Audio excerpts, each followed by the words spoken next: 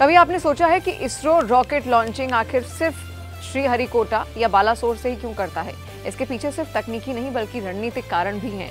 श्रीहरिकोटा बड़े मिशनों के लिए और बालासोर छोटे रॉकेट्स के लिए चुना गया है। श्रीहरिकोटा भूमध्य रेखा यानी कि इक्वेटर के बेहद करीब है और यहीं से रॉकेट को सबसे बड़ी मदद मिलती है।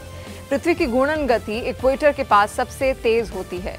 यही रॉकेट को अतिरिक्त 450 प्रति सेकंड की स्पीड दे देती। इसका फायदा ये होता है कि फ्यूल की बचत होती है और ज्यादा पेलोड अंतरिक्ष तक पहुंचाया जा सकता है। जियो स्टेशनरी सैटेलाइट जो इक्वेटर के समतल में ही रहते हैं, उनके लिए श्रीहरिकोटा का लोकेशन सोने पर सुहागा है। बालासोर की कहानी थोड़ी अलग है लेकिन उतनी ही अहम भी।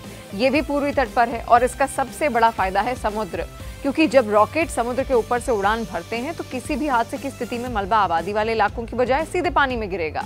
बालासोर का इस्तेमाल छोटे रॉकेट्स के लिए होता है क्योंकि यहाँ भी सुरक्षित फ्लाइट पाथ मिलता है और ये श्रीहरिकोटा जैसा व्यस्त नहीं है।